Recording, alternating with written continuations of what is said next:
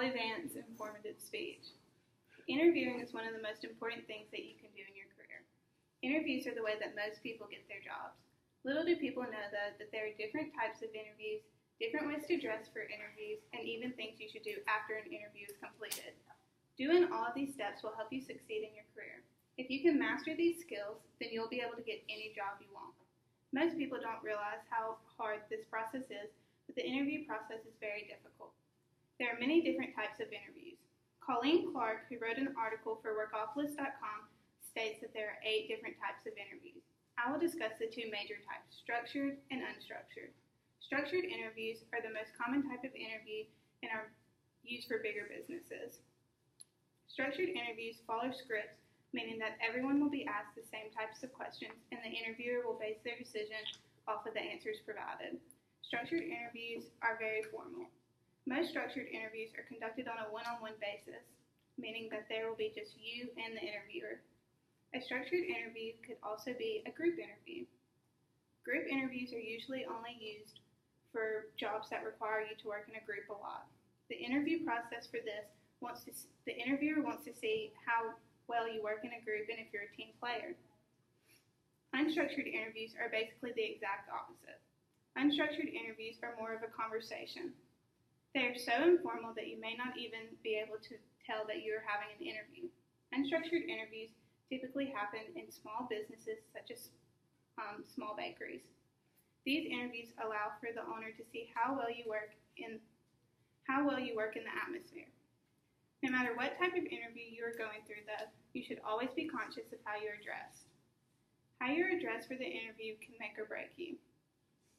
Forbes magazine published an article entitled 8 Tips to Dress for Success, stating that the appropriate dress for an interview usually is based on the type of industry that you are interviewing for. An interview will usually be business casual or business formal. Male interview attire is fairly simple.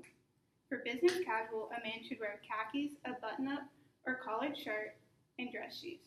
For business formal, a man should wear a complete suit and tie. Men should always be clean-shaven for an interview. Female interviews attire is a bit more difficult. Here I have a few examples of what a female could wear.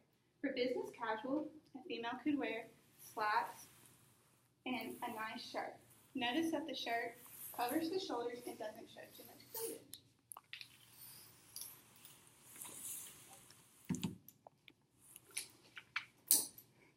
For a business formal interview, a female could wear a pantsuit or a skirt suit. Here I've brought a skirt suit.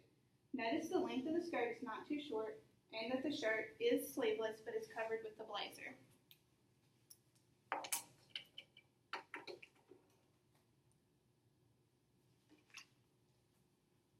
Women should also be cautious of how much makeup that they are wearing during an interview. Things not to wear to an interview are very broad. You should never wear jeans, sunglasses, lanyards, sandals, or shorts. Both women and men should be careful with the type of jewelry that they wear. For most cases, how you are dressed for an interview will make or break the entire interview. Caroline Potter with Yahoo Hot Jobs published an article stating that from a survey that asked 150 senior executives how quickly they know if they want to hire a candidate, majority of them said it only took about 10 minutes to form this opinion. After you leave the in-person part of the interviewer is still very much looking to see what you do next. After you have completed an interview, you should always send a thank you note. According to the Wall Street Journal article, How to Say Thank You After an Interview, only about half of job candidates will send a thank you note.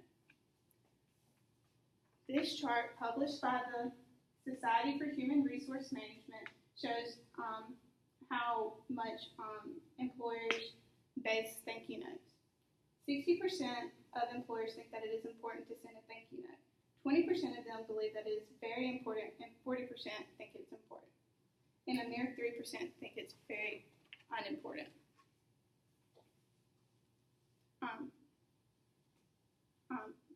Thank you notes are an easy way to stand out to employers.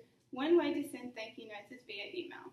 You should send this email about 24 to 48 hours after an interview, and your interview should include the name of of the person that you were interviewed by, and you should include specific things from your interview so that you can remind them of the qualifications and skills that you have for this job.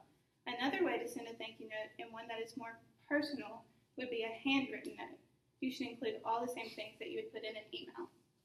Companies will appreciate both a handwritten and email thank you note, so don't be afraid to send both.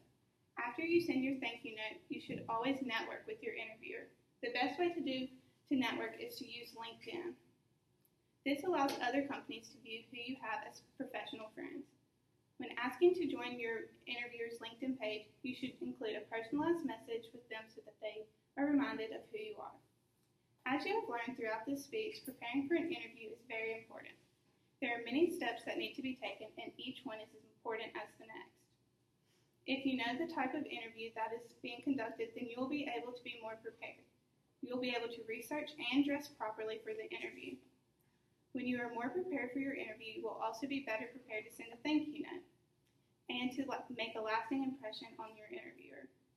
This process can be long and difficult.